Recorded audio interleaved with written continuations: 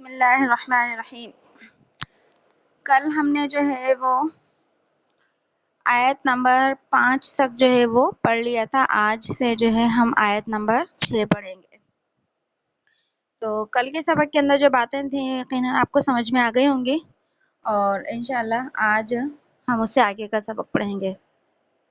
اعوذ باللہ من الشیطان الرجیم، بسم اللہ الرحمن الرحیم۔ اسکنوہن من حیث، تم ان کو رہنے دو، ان عورتوں کو گھروں میں رہنے دو، من حیث سکنتم، جہاں پر تم رہتے ہو، من وجدکم، اپنی حیثیت کے مطابق، اپنی وسعت کے مطابق یا اپنی حیثیت کے مطابق، اپنی گنجائش کے مطابق، ولا تغاروہن، اور ان کو ضرر نہ دو، اور ان کو ایذا نہ دو، اور ان کو تکلیف نہ دو۔ اور کیوں تکلیف نہ دو؟ لتضیقوا علیہن، تاکہ وہ تنگ ہوں ان کو، تاکہ وہ تنگ کریں ان کو، یا تم تنگ کرو ان کو۔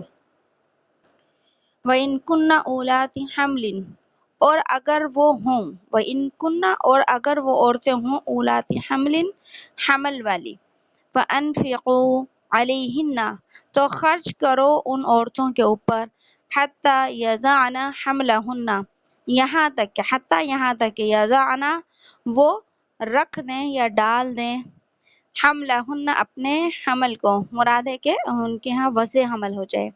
فَإِنْ أَرْضَعْنَ لَكُمْ، پھر اگر وہ دودھ پلائیں، ارضعن دودھ پلائیں، لکم تمہاری خاطر، فآتوہن اجورہن، پس تم دے دو ان کو، فآتوہن، پس تم دے دو ان عورتوں کو، اجورہن ان کا بدلہ، وَأْتَمِرُوا بَيْنَكُمْ بِمَعْرُوفٍ، اور مشورہ کرو، وَأْتَمِرُوا، اور تم مشورہ کرو، بینکم آپس میں، بمعروف دستور کے مطابق، وَإِن تَعَاسَرْتُمْ، اور اگر وہ ضد کریں، تعاثرتم، اور اگر وہ کیا کریں، ضد کریں، فسر، تو تم کیا کرو کہ دودھ پلواؤ، فسترضع، تم دودھ پلاؤ، لہو اخرى، اس بچے کو دوسری عورت سے، لینفق ذو سعۃ، چاہیے کہ خرچ کرے، لینفق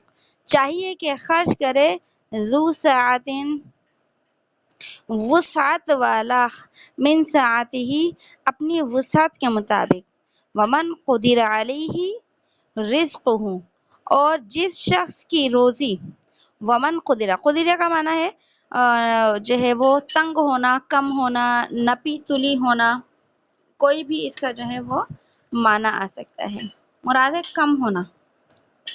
ومن قدر علیہ، اور جس کی روزی وہ تنگ ہو گئی ہو، جس کے اوپر رزق ہو، اس کی روزی، ومن قدر، اور جس شخص کی تنگ ہو گئی ہو، علیہ اس پر، رزق ہو روزی، فلینفق مما آتاہ اللہ، پس چاہیے کہ وہ خرچ کرے، فلینفق پس چاہیے کہ وہ خرچ کرے، مما اس میں سے، آتاہ اللہ جو دیا ہے اللہ نے اس کو، لا یکلف اللہ نفسا، نہیں تکلیف دیتا اللہ کسی نفس کو، الا ما آتاہا، مگر اسی قدر جو اس کو دیا ہے، سیجعل اللہ، پس عنقریب کر دے گا اللہ، بعد عسر یسرا، سختی کے پیچھے آسانی۔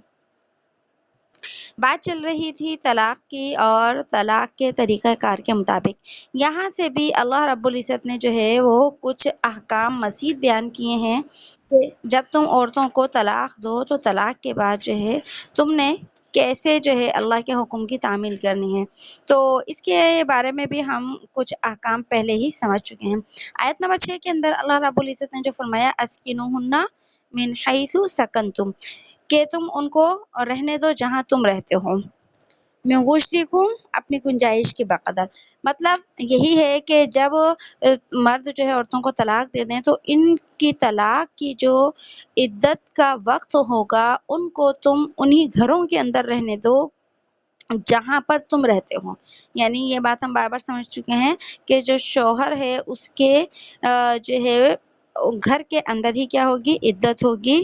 اور جب عدت عورت گزارے گی تو اتنی بات تو سمجھ میں آئے گی، آ گئی من حیث سکن تم سے، کہ وہ اپنی عدت جو ہے اسی گھر کے اندر گزارے گی. آگے اللہ نے فرمایا میں وجدکم، اپنی گنجائش کے بقدر. اس کا کیا مطلب ہے؟ اس کا مطلب یہ ہے کہ جب عورت جو ہے عدت کے اندر جو ہے وہ گھر کے اندر رہے گی، چاہے وہ حاملہ ہو تو اس کی عدت لمبی ہو سکتی ہے، کم بھی ہو سکتی ہے لیکن لمبی بھی ہو سکتی ہے. اور اگر غیر حاملہ ہے تو اس کی عدت تو جو ہے وہ ہم نے سمجھ لی کہ 3 حیض کے دنوں کی ہے یا 3 مہینوں کی ہے. تو ان جو اتنے دن ہوتے ہیں عدت کے، ان عدت کے اندر جو خرچہ ہے وہ شوہر ہی اس کا خرچہ اٹھائے گا. یعنی جو اس کا سابقہ شوہر ہے طلاق دینے والا، وہی اس کا جو ہے خرچہ اٹھائے گا. اور جب خرچہ اٹھائے گا تو اب جو ہے وہ خرچہ کیسے ہوگا، جو جیسی اس کی گنجائش ہے اس گنجائش کے مطابق اس کا کھانا بھی ہوگا، اس کا پینا بھی ہوگا. یہ نہیں ہوگا کہ وہ صرف عدت یہاں گزارے گی اور کھائے گی پیے گی یا اس کا خرچہ اس کے ماں باپ اٹھائیں گے، نہیں، بلکہ وہ آدمی ہی اس کا خرچہ جو ہے اٹھائے گا. اب دیکھیں طلاق کی ہم نے الگ الگ شکلیں پڑھ لی، 3 قسمیں پڑھ لی تھی. اگر اس مرد نے اپنی بیوی کو طلاق رجعی دی ہے، ٹھیک ہے، تو یہ میں بات پہلے بھی بتا چکی ہوں کہ رجعی دی ہے، خرچہ تو ہو گئی، لیکن خرچے کے ساتھ ساتھ یہ عورت اس مرد کے ساتھ اسی گھر میں رہے گی، اسی جگہ پر رہے گی. یوں سمجھ لیں کہ اسی کمرے کے اندر رہے گی کہ جہاں پر جو ہے وہ اپنے پہلے رہتی تھی. اور ان دونوں کے درمیان میں کسی قسم کا کوئی بھی پردہ نہیں ہوگا. اور جو ہے شوہر اگر رجوع بالفعل کر لیتا ہے تو ظاہر سی بات ہے جب بھی وہ عدت ختم ہو جائے گی، اور اگر رجوع بالقول کر لیتا ہے جب بھی اس کی عدت ختم ہو جائے گی وہ اس کی بیوی شمار ہوگی. اور جو ہے بس رجوع بالقول جو ہے یہ زیادہ بہتر ہے. تو اس کے اندر اسی گھر میں اسی کمرے میں رہے گی. ہاں اگر شوہر نے طلاق بائن دے دی ہے یا طلاق مغلظ یعنی طلاق بائن دی ہے یا 3 طلاقیں دے دی ہیں، تو اب اس کا رشتہ جو ہے وہ نکاح کا ختم ہو چکا ہے. اب وہ رہے گی تو اس گھر میں، لیکن شریعت کے حکم کے مطابق اب اس کا اس آدمی سے جو ہے وہ کیا ہوگا، پردہ ہوگا. لہذا شرعی حکم کے مطابق اس عورت کے لیے اس گھر میں پردے کا بھی انتظام کیا جائے. لیکن پردے کا انتظام ضرور ہوگا. اگر وہ گھر میں رہ کر اپنے بچوں کی کام کرنا چاہے تو بالکل کر سکتی ہے، لیکن اور جو ہے خرچہ وہ اس آدمی کے ذمے ہی ہوگا. ٹھیک ہے، تو یہ ہے اس والی آیت کا مطلب.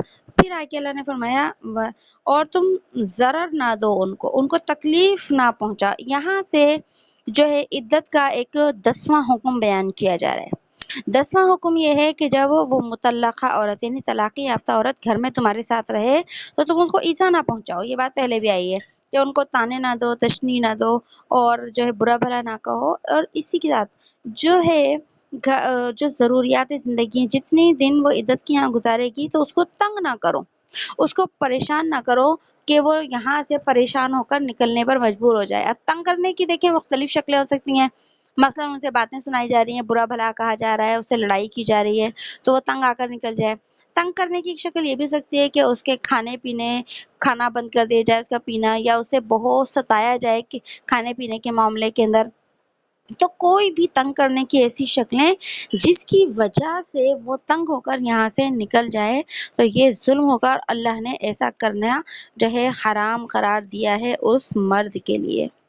اور پھر آگے کیا فرمایا، وَإِن كُنَّ أُولَاتِ حَمْلٍ، اور اگر وہ ہوں عورتیں حمل والی، مراد ہے وہ عورتیں اگر حاملہ ہوتی ہیں تو پھر کیا ہو، ان پر کب تک خرچ کرنا پڑے گا، ان پر اس وقت تک خرچ کرنا پڑے گا.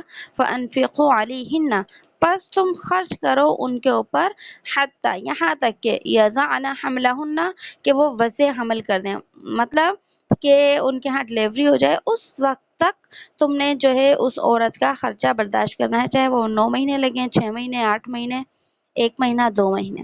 اس وقت تک تمہارے ذمہ جو ہے اس کی عدت ختم نہیں ہوگی، لہذا تمہاری ذمہ داری ختم نہیں ہوگی. تو یہاں پر جو ہے اس آیت کے اندر جو ہے وہ 11واں حکم بتایا گیا ہے۔ اس آیت کے اس حصے کے اندر مطلقہ عورتوں کی جو ہے وہ نفقے کا حکم بتایا گیا ہے۔ نفقہ کہتے ہیں خرچے کو۔ تو اب جو ہے ان کا خرچہ جو ہے کب تک ہے؟ جب تک ڈلیوری نہ ہو جائے۔ پوری امت کا اس بات کے اوپر اجماع ہے کہ جب تک وضع حمل نہیں ہو جائے تو شوہر کے اوپر اس عورت کا خرچہ کیا ہے؟ جو ہے وہ واجب ہے۔ اسی کے ساتھ ساتھ جس عورت کو طلاق رجعی دی گئی ہے، یاد رکھیں، تو دیکھیں پہلی عورت وہ بتائی میں نے کہ جو کہ حاملہ ہے، اس کا خرچہ بھی کیا ہے؟ واجب ہے شوہر کے اوپر۔ شوہر اگر نہیں دے گا تو گناہ گار ہوگا۔ دوسرے نمبر پر وہ عورت ہے جس کو طلاق رجعی دی ہے، ایک ہی طلاق دی ہے، تو عدت کے اندر اس کا خرچہ بھی شوہر کے ذمہ کیا ہے؟ واجب ہے، اور جو ہے کیونکہ وہ کیا ہے؟ اس کی بیوی ہے۔ اور باقی جو دو طلاقیں ہیں، طلاق بائن اور طلاق رجعی، اس میں بعض ائمہ کے نزدیک اختلاف ہے، لیکن امام اعظم ابو حنیفہ رحمۃ اللہ علیہ کا میں مسلک بتا رہی ہوں، ان کا فتویٰ بتا رہی ہوں، جن کے ہم ماننے والے ہیں فقہ کے اندر، کہ اگر جس کو طلاق بائن دی ہے، طلاق مغلظ دی ہے، اس کا بھی خرچہ عدت کے اندر واجب ہوگا۔ تو اس ساری تفصیل کا خلاصہ دو لائن میں بس یہی نکلے گا کہ طلاق والی عورت اگر حاملہ نہیں ہے تو جب بھی اس کا خرچہ عدت کے دوران شوہر کے اوپر ہے، اور اگر وہ عورت حاملہ ہے تو وضع حمل تک اس کی عدت ختم نہیں ہوگی تو اس کا خرچہ بھی شوہر کے اوپر جو ہے وہ کیا ہوگا؟ لازم ہوگا، اور شوہر اس کے اندر کوتاہی جو ہے وہ نہیں کر سکتی۔ اب جب اس کے بعد کی جو آگے حکم ہے وہ اللہ رب العزت آگے جو ہے آیت کے اندر بیان فرما رہے ہیں، اور آگے فرمایا فَإِنْ أَرْضَعْنَ لَكُمْ، بس اگر وہ دودھ پلائیں تمہارے لیے، مطلب کیا ہے کہ وہ مطلقہ عورتیں جب ان کے ہاں بچے کی پیدائش ہو گئی تو پھر جو ہے اس کی عدت تو ختم ہو گئی، اور جب عدت ختم ہو گئی تو شوہر کے اوپر جو شریعت نے اس کا خرچہ لازم کیا تھا وہ خرچہ بھی اب کیا ہو گیا؟ ختم ہو گیا۔ اب اس کے اوپر وہ خرچہ لازم نہیں ہے، شوہر نہیں اٹھائے گا اس کا خرچہ، ٹھیک ہے۔ لیکن اب شوہر کے اوپر خرچہ تو نہیں ہے، اب جو بچہ ہے ظاہر سی بات ہے اس کو دودھ پلانے کا مسئلہ ہے کہ بچے کو دودھ پلانا جو ہے اب وہ کون پلائے گا، کیونکہ اگر لڑکی جو ہے اپنے گھر چلی جاتی ہے تو اب جو وہ بچہ ہے اس بچے کو کی ذمہ داری کس کے اوپر ہوگی؟ تو یہاں فرمایا جا رہا ہے صرف دودھ پلانے کے بارے میں، اور چیزوں کے بارے میں نہیں ہے، ابھی صرف دودھ پلانے کے بارے میں ہے کہ یہ جو ہے عورت اگر اس بچے کو دودھ پلاتی ہے اور اس کا یہ مطالبہ کرتی ہے کہ میں اس کو 2 سال تک دودھ پلاؤں گی تو دودھ پلانے کی جو اجرت ہے مجھے دی جائے، پیسے مجھے دیے جائیں، تو شوہر کے ذمہ لازم ہوگا کہ وہ کیا کرے؟ اس اپنی سابقہ بیوی کو اتنے عرصے تک جب تک وہ دودھ پلائے تو اس کی کیا کرے؟ اجرت دے، کیونکہ اب اس کا شوہر تو نہیں ہے، مگر جو ہے یہ بچہ تو اسی کا ہے، لہٰذا اس دودھ پلانے کی اجرت جو ہے عورت کے لیے لینا بھی جائز ہے، اور مرد کے لیے دینا پھر کیا ہو جائے گا؟ ضروری ہوگا۔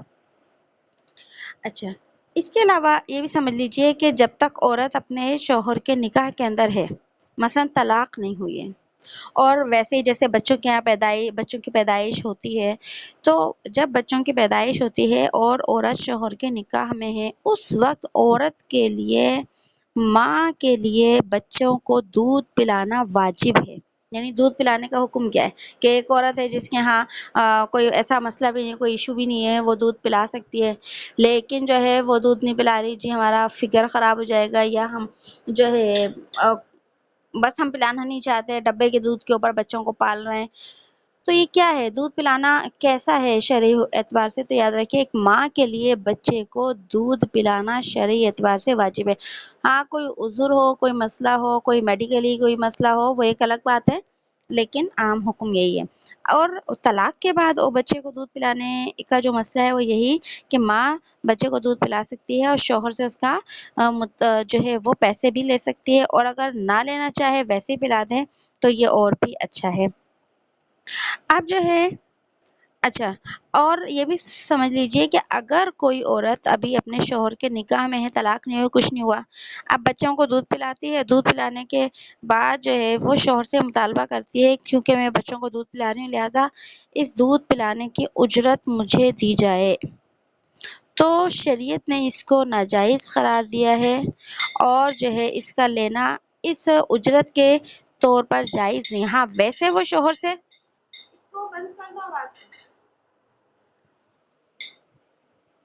شوہر سے اپنے کھانے پینے کے لیے وہ مطالبہ کر سکتی ہے کہ بھائی مجھے دودھ پینا ہے، فروٹ کھانا ہے، کوئی بھی ایسی چیز، وہ ایک الگ چیز ہے کہ اپنی جو ہے وہ کھانے پینے کے اعتبار سے اس سے خرچہ لے سکتی ہے، لیکن خاص طور پر دودھ پلانے کی اجرت طے کرنا اور لینا یہ جائز نہیں ہے جبکہ وہ اس کے نکاح کے اندر ہو، کیونکہ شریعت نے ماں کے اوپر یہ ذمہ داری رکھی اور واجب قرار دیا ہے کہ وہ اپنے بچے کو کیا کرے، دودھ پلائے۔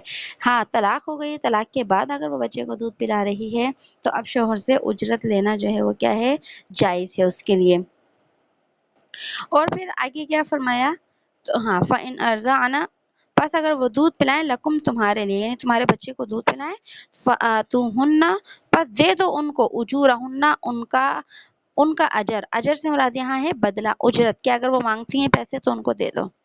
آگے فرمایا وَأَتَمِرُوا بَيْنَكُمْ بِمَعْرُوفٍ، یہاں سے یہ دودھ پلانے والے اجرت جو ہے یہ 12واں حکم ہے اور اب اس کے بعد جو ہے وہ 13واں حکم ہے۔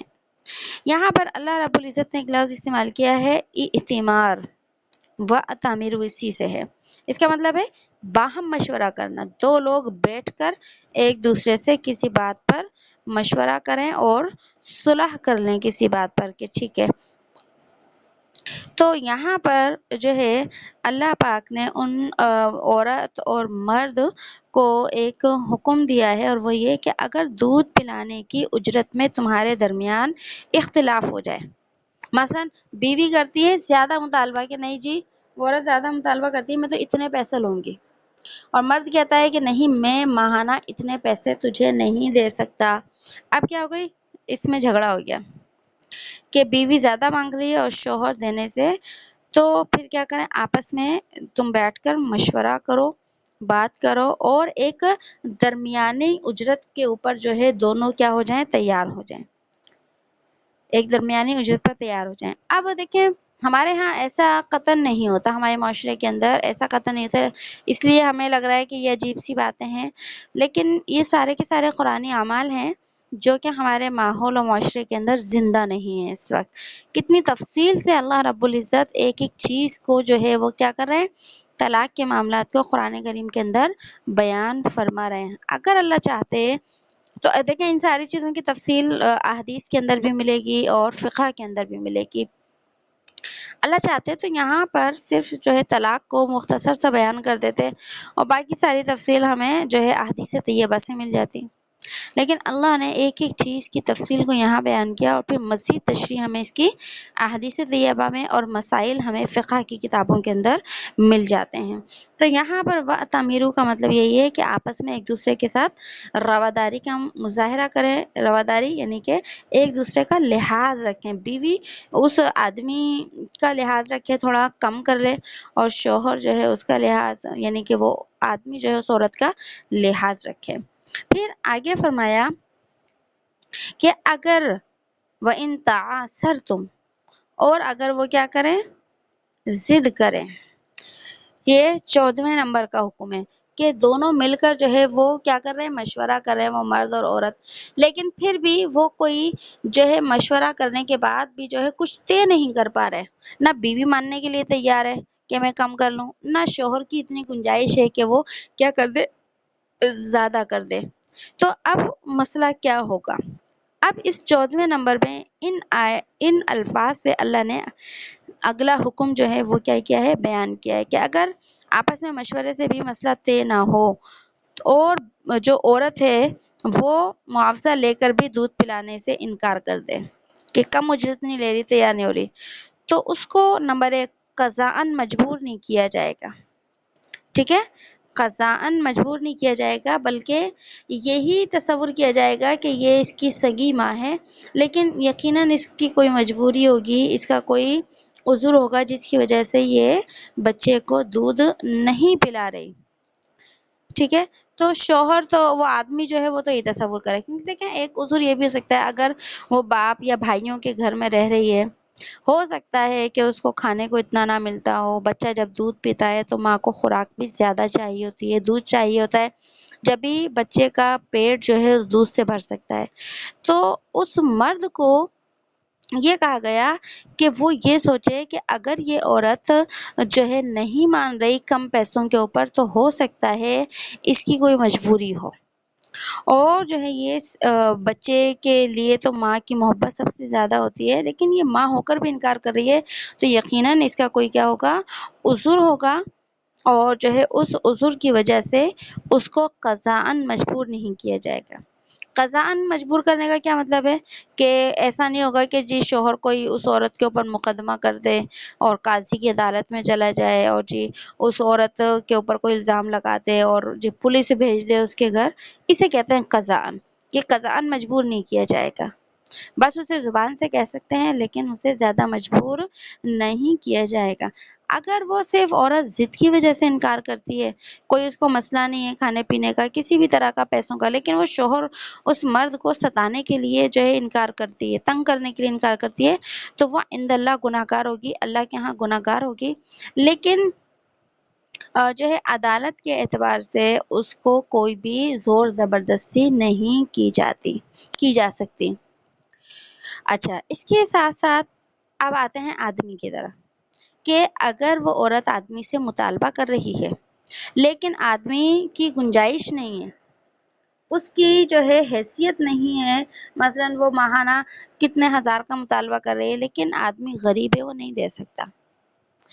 ٹھیک ہے. تو پھر آدمی کو بھی زبردستی مجبور نہیں کیا جائے گا کہ تو اپنے اس بچے کو اس کی ماں سے ہی دودھ پلوا، نہیں، بلکہ شریعت نے یہاں پر بھی اس کے لیے ایک راستہ رکھا ہے، اور وہ راستہ یہ ہے کہ اگر کوئی دوسری عورت یعنی ماں کے علاوہ اگر کوئی دوسری عورت اس بچے کو بلا معاوضہ یعنی مفت میں دودھ پلانے کے لیے تیار ہو جائے یا کم معاوضے پر دودھ پلانے کے لیے تیار ہو جائے، تو اب شوہر کو مجبور نہیں کیا جائے گا کہ تو اس بچے کی ماں کو زیادہ پیسے دے، اسی سے دودھ پلوا، نہیں، بلکہ شوہر کو شریعت اجازت دیتی ہے کہ اگر کوئی بچے کو کم پیسوں میں دودھ پلا رہی ہے عورت، تو اسے دودھ پلوا کر اس کو کم اجرت دے دی جائے، یا کوئی اگر مفت میں دودھ پلانے کے لیے تیار ہے تو اس کو دودھ اس عورت سے پلوا لیا جائے. اب چاہے وہ عورت کوئی باہر کی ہو یا پھر جو ہے وہ کوئی رشتہ دار ہو، کوئی بہن ہو اس کی، یعنی کہ شوہر کی کوئی بہن ہو، بچے کی پھوپھی ہو یا اور بھی کوئی ہو،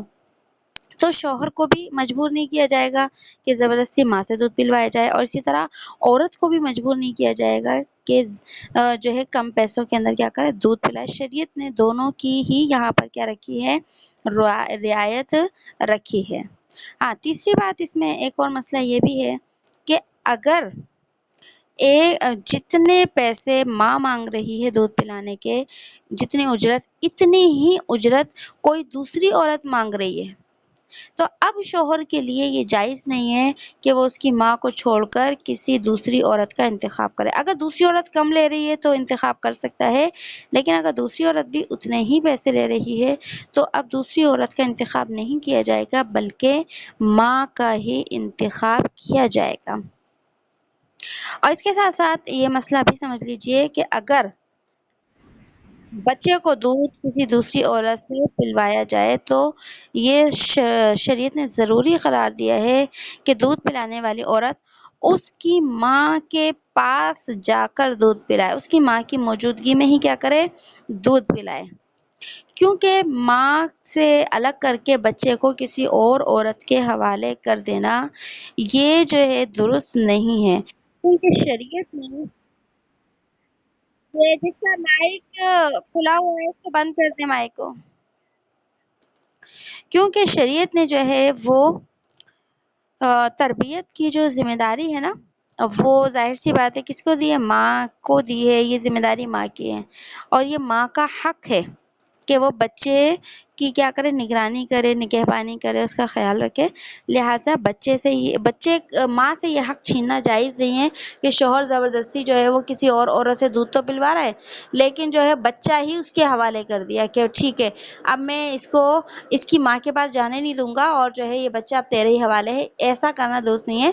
ہاں وہ عورت جو کم پیسے لے رہی ہے اس کو رکھ سکتا ہے، اس کی عزت دے سکتا ہے، لیکن اس کو پابند کرنا پڑے گا کہ اس کی ماں کے پاس ہی رکھ کر دودھ پلائے، ماں کی موجودگی کے اندر کیا کرے، اس کو دودھ پلائے۔ تو یہ جو ہے 14واں حکم تھا جس کو شریعت نے ان آیات کے اندر بیان کیا ہے۔ اب دیکھیں اگر ہم اپنے مشرقی عجمی جو ہے وہ ماحول کو دیکھتے ہیں، ایک ہوتا ہے عرب، ایک ہوتا ہے عجم۔ عرب کے علاوہ جتنے بھی لوگ ہیں نا دنیا میں، جتنی بھی قومیں، ان کو عجم کہا جاتا ہے۔ ہم ہندوستانی، پاکستانی اور جتنے بھی لوگ ہیں جو عرب نہیں ہیں وہ سارے عجمی کہلاتے ہیں، ٹھیک ہے۔ تو یہ ہمیں بظاہر ایک عجیب سا حکم لگ رہا ہے، یا یہ کہ ایک نئی سی بات لگ رہی ہے، لیکن عربوں کے ہاں یہ عام دستور تھا کہ جو ہے وہ اگر عورتیں دودھ نہیں پلاتی ہیں تو وہ اپنے بچوں کو دودھ پلانے کے لیے جو ہے وہ دوسری عورتوں کا انتخاب کرتے تھے۔ عرب مرد جو ہے اپنی بچوں کو کی صحت اور تندرستی کے لیے دوسری عورتوں کا بھی کیا کرتے تھے، انتخاب کرتے تھے۔ اس کی بہت بڑی مثال ہمیں اپنے نبی صلی اللہ علیہ وسلم کی سیرت طیبہ سے ملتی ہے کہ آپ صلی اللہ علیہ وسلم کی والدہ حضرت آمینہ حیات تھیں، لیکن آپ کو دودھ کس نے پلایا؟ حضرت دائی حلیمہ نے۔ اور دائی حلیمہ جو ہے ان کے واقعات بڑے آتے ہیں، وہ آپ کی وہ رضائی والدہ بھی تھیں حضرت دائی حلیمہ، تو آپ علیہ الصلوۃ والسلام کو بھی دودھ دائی حلیمہ نے پلایا۔ تو یہ عربوں کے ہاں ایک رواج تھا، ایک دستور تھا۔ اللہ رب العزت نے اسی کے مطابق قرآن کریم کے ان احکام کو بیان کیا ہے۔ اگر ہم اجمیوں کے اندر دیکھا جائے، یعنی عربوں کے علاوہ باقی قوموں کے اندر دیکھا جائے تو دوسری عورتوں سے دودھ پلانے کا رواج نہیں ہے ہمارے یہاں۔ لہٰذا اگر ہمارے ہاں جیسے ماں ہی بچے کو دودھ پلاتی ہے، اور ہاں ہمارے ہاں تو دودھ دوسری عورت اس وقت پلاتی ہے جب کوئی بچہ گود لے لیتی ہے، یا فرض ماں کا انتقال ہو جائے، ماں کا انتقال ہو گیا، بچہ چھوٹا سا ہے بالکل، تو پھر کوئی دودھ پلا دیتا ہے، لیکن عام حالات میں ماں کے علاوہ کوئی دودھ نہیں پلاتا۔ تو سب سے بہتر اور آسان بات یہ ہوتی ہے کہ ماں ہی اپنے بچے کو کیا کرے، دودھ پلائے۔ تو یہاں پر انہی احکام کو بیان کیا کہ جبکہ تم دوسری عورتوں سے اپنے بچوں کو کیا کرو، دودھ پلواؤ۔ پھر آگے فرمایا، یہ سمجھ میں آ گئی ساری تفصیل؟ وہی سمجھ میں آ گئی ساری تفصیلات؟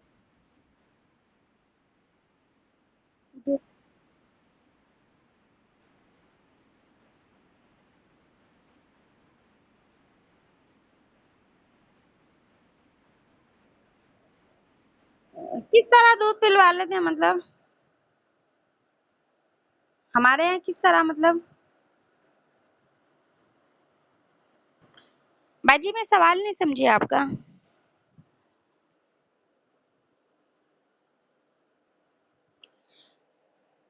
باجی میں سوال نہیں سمجھی آپ کا، آپ دوبارہ سوال کریے گا۔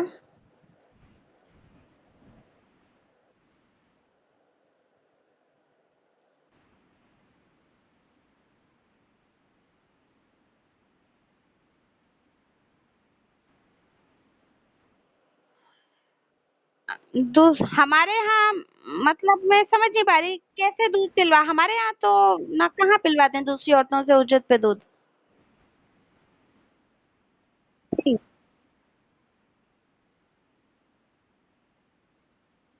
اچھا اس کی طرح۔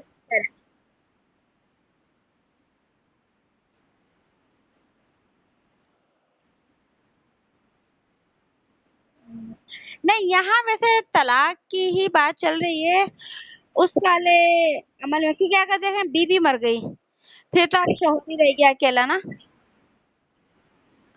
تو ہو سکتا ہے اس صورت میں بھی اجرت کوئی مانگے تو دی جا سکتی ہے، لیکن میں کنفرم کر لوں گی، یہ میرے ذہن میں نہیں ہے یہ والی بات۔ جی جی صحیح، جی صحیح ہے۔ تو ایک تو بات یہ ہو گئی پلا دیتی ہیں، یہ بات تو ہے، ایسا ہوتا ہے، بہن نے پلا دیا یا کسی نے، تو کیا وہ اجرت پہ پلاتی ہیں، یہ بات میرے علم میں نہیں ہے۔ کیا آپ ہونا چاہیے کہ اگر وہ اجرت مانگے تو اجرت تو دینا پڑے. ہاں یہ میں پوچھ لوں گی، یہ بھی ہو سکتا ہے کہ اجرت وہ مانگ سکتی ہوں یہاں پر، تو ایک دفعہ پھر کنفرم کیا جا سکتا ہے اس بات کو. پوچھ کے بتاؤں گی میں. ٹھیک ہے. دیکھیے آگے یہ آیت نمبر 6 ہے جو مکمل ہوئی. آگے ہم آیت نمبر 7 دیکھتے ہیں. فرمایا لینفق ذو سعۃ من سعتہ، چاہیے کہ خرچ کرے وسعت والا، ذو سعۃ وسعت والا، اپنی گنجائش کے مطابق. گنجائش کے مطابق کہ اصل تو طلاق کی بات ہے، لیکن یہ عام حالات کے اندر بھی یہی حکم ہے. ٹھیک ہے نا، یہ سمجھ لیجئے کہ اصل بات تو جو چل رہی ہے طلاق کی چل رہی ہے، لیکن ایک مرد کے لیے عام حالات میں بیوی کے لیے یہی حکم ہے. پہلے طلاق کی سمجھ لیجئے کہ ہم نے سمجھ لیا کہ عدت کی جو زمانہ ہے وہ شوہر کے گھر میں گزارے گی، اور شوہر کے اوپر ہی کیا ہوگا، اس کا خرچہ ہوگا. اب شوہر کیسا خرچہ بھی اس عورت کے اوپر کرے گا جس کو طلاق دی ہے. تو اللہ نے فرمایا کہ لینفق، اس کے اوپر خرچ کرے اپنی گنجائش کے مطابق، جتنی اللہ نے اس مرد کو گنجائش دی ہے اس کے مطابق اس کا خرچہ ہوگا. اگر وسعت والا آدمی ہے، مالدار ہے، اچھی گنجائش والا ہے، تو وہ اپنی حیثیت کے مطابق خرچ کرے گا، اپنی آمدنی کے مطابق خرچ کرے گا. اور تو یاد رکھیے عام زندگی میں صرف یہ طلاق کا مسئلہ نہیں ہے، یہ عام زندگی میں بھی ہے کہ جب شوہر بیوی کو گھر کا خرچہ دیتا ہے تو اس خرچے میں بیوی کی حیثیت کا شمار نہیں ہوتا، کبھی بھی مرد کی حیثیت کا شمار ہوتا ہے. مطلب آسان سے سمجھ لیجئے کہ آدمی جو ہے اچھا کاروبار ہے، نوکری ہے، اور اچھا صاحب حیثیت شمار ہوتا ہے معاشرے کے اندر، لیکن اس کی بیوی ہے غریب گھر کی. اب وہ اس بیوی کو غریب گھر کا سمجھتے ہوئے یہ نہیں کر سکتا کہ یہ تو ہے ہی غریب گھر کی، اس کا تو میں خرچہ جو ہے کم کر دوں، کھانے میں، پینے میں اور کپڑوں کے اندر، ہر چیز کے اندر. نہیں، شریعت اس کی اجازت نہیں دیتی، بلکہ شریعت مرد کی حیثیت کو دیکھتی ہے کہ مرد اگر صاحب حیثیت ہے تو جتنا وہ خرچ کر سکتا ہے اپنی حیثیت کے مطابق وہ بیوی پر اسی حیثیت کا خرچ کرے گا، بیوی کی حیثیت کو رکھ کر اس کا خرچہ کم نہیں کر سکتا. اس کے اگر اپوزٹ ہم دیکھیں کہ بیوی ہے مالدار گھر کی اور شوہر ہے غریب، اس کی گنجائش نہیں ہے اتنی. اب اگر بیوی ہمیں اپنے گھر کے اندر اچھا کھاتا پیتا پہنتا آئی، اب وہ شوہر سے بھی یہی مطالبات کرتی ہے، جی میرے تو جو ہے یہ ڈیمانڈ ہے اور مجھے تو اس طریقے کا جو ہے وہ چاہیے خرچہ. تو شریعت کہتی ہے کہ نہیں، جیسی شوہر کی کم آمدنی ہے اس کم آمدنی، کم انکم کے اندر جو وہ خرچ کر سکتا ہے وہی خرچ کرے گا، بیوی کی حیثیت کو مد نظر نہیں رکھا جائے گا. تو بالکل یہی حکم جو ہے وہ عدت کے اندر ہے کہ عدت کے اندر عورت کیسی بھی غریب گھر کی ہو، مالدار گھر کی ہو، شوہر کی جیسی گنجائش ہے وہ عدت میں بیوی اس عورت کے اوپر ویسا ہی خرچہ کرے گا. اچھی گنجائش ہے تو کھانا بھی اچھا، پینا بھی اچھا. کیا خود تو وہ جو ہے وہ کیا کر رہا ہے کہ بہت اچھا کھا رہا پی رہا ہے، اس کو عدت کے اندر دال اور روٹی کھلاتا ہے، چٹنی کھلاتا ہے؟ نہیں، ایسا نہیں ہے. خود اچھا پہنتا ہے تو عدت کے زمانے میں اس کو بھی اچھا پہننے کے لیے دے گا، خود اچھا کھاتا ہے تو اس کو بھی اچھا کھلائے گا اور پلائے گا. تو عام حالات کے اندر بھی ہے اور جو ہے یہ عدت کے اندر بھی ہے. لینفق ذو سعۃ، چاہیے کہ خرچ کرے وسعت والا، من سعتہ، اپنی وسعت کے مطابق. اور آگے یہ تو مالدار آدمی کا حکم آ گیا، اور آگے فرمایا ومن قدر علیہ رزقہ، اور جس شخص کا تنگ کر دیا گیا ہو اس پر رزق.